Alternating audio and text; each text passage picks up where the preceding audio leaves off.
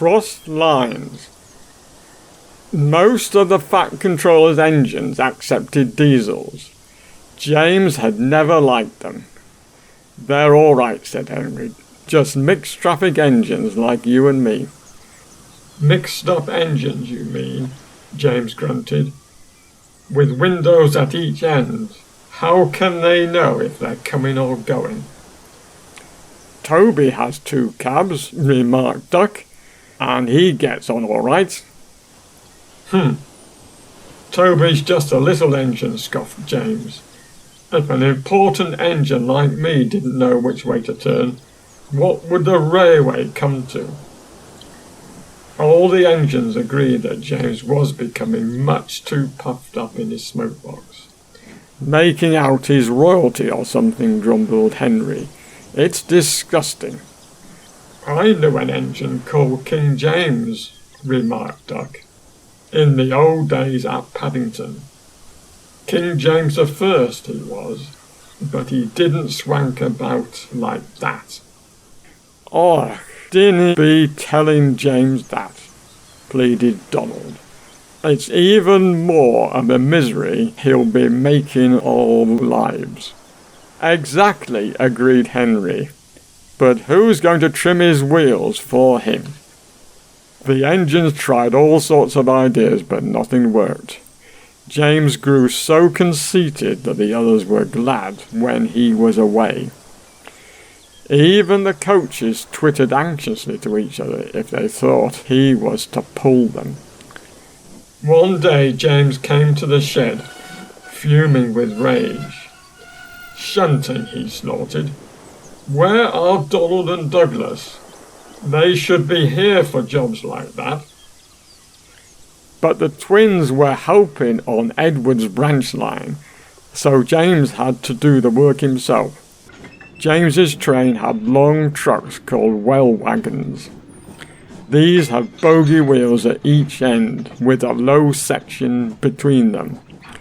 They are used to carry cars, tractors, and other heavy machinery. The shunting should have been easy, but James was cross and bumped the trucks.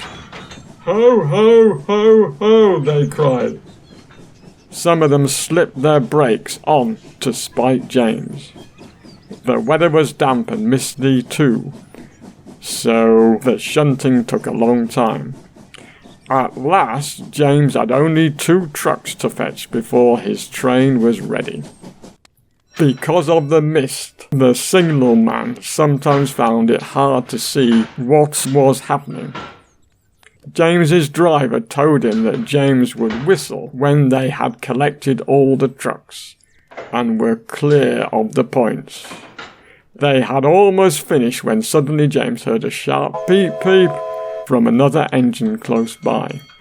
The signalman heard it too and thought it was James saying he was ready. He pulled the lever, setting the points for the main line. But James wasn't ready. The points changed when one of the trucks was halfway over them. One bogie went the right way, but the other was diverted towards the main line. Before James realised it, the truck was travelling sideways between the 2 lines. A signal stood right in its path. "Stop!" squealed the truck, but it was too late. The signal toppled to the ground with a crash, just missing James. "That's torn it," said James's driver. "The Fat Controller won't like that." He didn't. He spoke severely about it because the signal was important and its loss was inconvenient. James knew the accident was not his fault, but he was unusually quiet in the shed that evening. The others were relieved. "I suppose it must be difficult to know which way to go when you've got 2 cabs," whispered a voice.